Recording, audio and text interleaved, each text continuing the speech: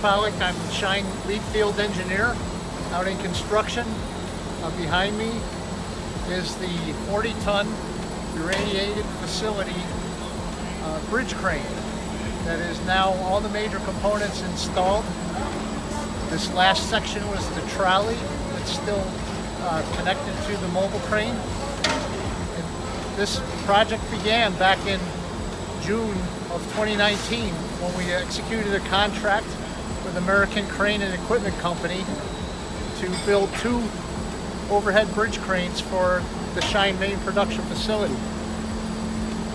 The design and fabrication of this crane was made according to ASME code NOG 1, which is the governing code for overhead cranes in nuclear facilities. This crane is a single failure proof crane. That means that any credible single failure will not result in the load dropping. It will hold in place any credible single failure. This contract, by the way, was the first to ever order plant equipment for the main production facility. There'll be many more, there are more in progress now for process systems.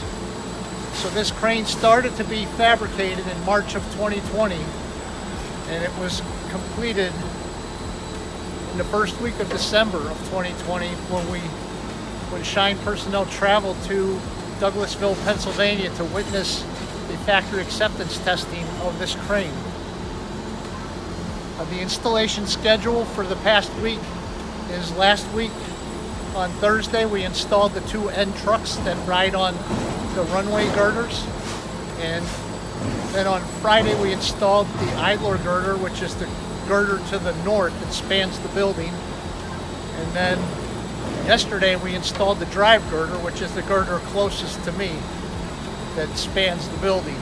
Then this morning is the final component being the trolley that went up on there. There will be much more work to complete bolting everything together and hooking up electrically, but this completes the major components on this single failure proof crane.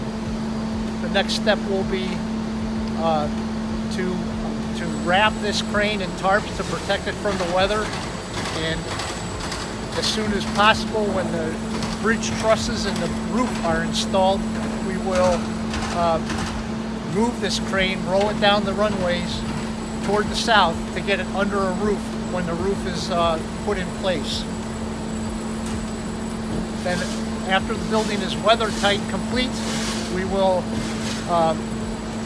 provide power to the cranes, and we will commission them by starting them up and running site acceptance test, which is very similar to the factory acceptance test, but also this time do a full load test to prove the 40-ton capability and beyond. We can go to 125% of full load capacity, and we will, just to prove it for the load test.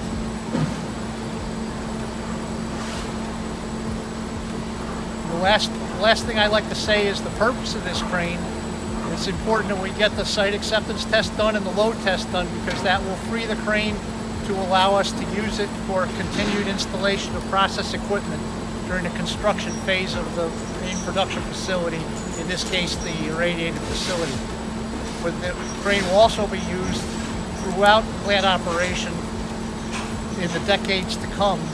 For instance, to remove the shield plugs over the IU cells and the TOG cells and cooling rooms, and to reinstall them to replace the neutron driver assemblies in the IU cells. So this crane is vital to